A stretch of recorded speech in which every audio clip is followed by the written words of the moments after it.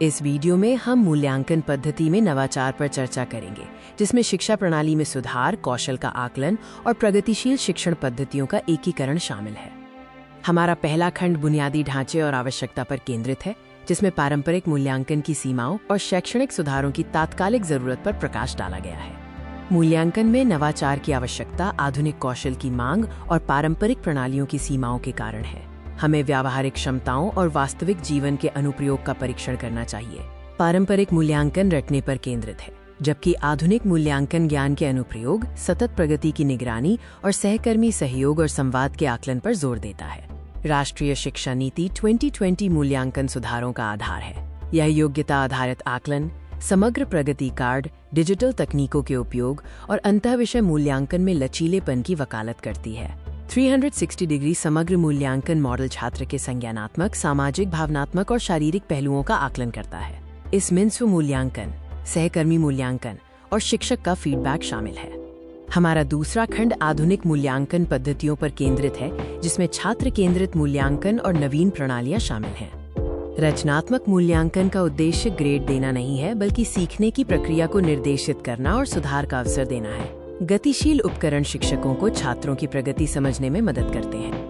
योग्यता आधारित प्रणाली वास्तविक ज्ञान की परख पर ध्यान केंद्रित करती है, जहां छात्र किसी अवधारणा को व्यावहारिक रूप से कितना आत्मसात करते हैं। ये छात्रों को अपनी गति से सीखने की अनुमति देता है। प्रौद्योगिकी संचालित मूल्यांकन टूल्स में गैमिफिकेशन, अनुकूली परीक्षण और सिमुलेशन व VR शामिल है।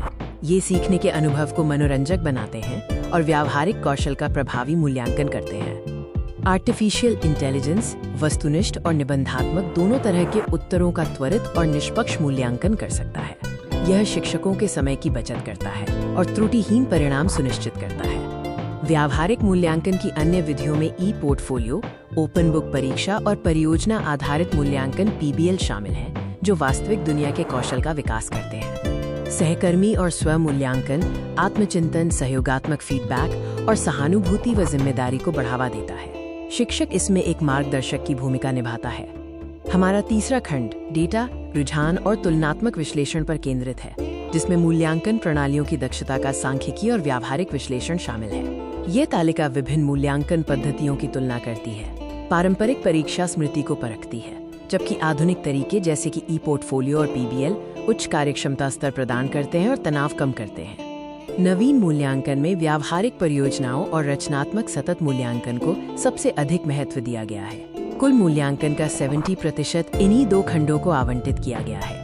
छात्रों की सहभागिता के मामले में गैमिफाइड आकलन और परियोजना आधारित आकलन 95% और 85% जुड़ाव के साथ पारंपरिक परीक्षाओं से कहीं आगे हैं। डिजिटल और नवीन मूल्यांकन उपकरणों के उपयोग में 2021 से 2026 तक भारी वृद्धि का रुझान है, जो 15% से बढ़कर 95% तक पहुंचने की संभावना है। शोध से पता चला है कि योग्यता आधारित मूल्यांकन से छात्रों के तार्किक और विश्लेषणात्मक कौशल में 2.5 गुना वृद्धि हुई है और परीक्षा से जुड़ी मानसिक चिंता 60% कम हुई है। हमारा चौथा खंड चुनौतियों, रणनीतियों और रोड मैप पर केंद्रित है, जिसमें सफल कार्यान्वयन की योजना और भविष्य की दिशा शामिल है। मुख्य चुनौतियों में तकनीकी और अवसंरचनात्मक अंतर शामिल है, खासकर ग्रामीण क्षेत्रों में, और दशकों पुरानी परीक्षा केंद्रित मानसिकता में बदलाव का विरोध भी एक बड़ी चुनौती है। इन चुनौतियों के समाधान के लिए हमें एक हाइब्रिड मूल्यांकन ढांचा विकसित करना होगा, जो ऑफलाइन में भी काम कर सके। साथ ही माता-पिता को समग्र रिपोर्ट कार्ड के महत्व के बारे में जागरूक करना आवश्यक है। मूल्यांकन सुधारों का रोड मैप 4 चरणों में पूरा होगा: नीति निर्माण, पायलट प्रोजेक्ट, शिक्षक प्रशिक्षण और 2028 तक पूर्ण कार्यान्वयन। शिक्षकों के क्षमता निर्माण के लिए रचनात्मक मूल्यांकन, डिजिटल साक्षरता और सहयोगात्मक शिक्षण समुदायों पर जोर देने के लिए राष्ट्रीय स्तर पर नियमित प्रशिक्षण आयोजित किए जा रहे हैं। निष्कर्ष के तौर पर मूल्यांकन का अंतिम लक्ष्य ये मापना नहीं है कि छात्र ने क्या सीखा, बल्कि उसे ये सिखाना है कि वो स्वयं कैसे सीख सकता है।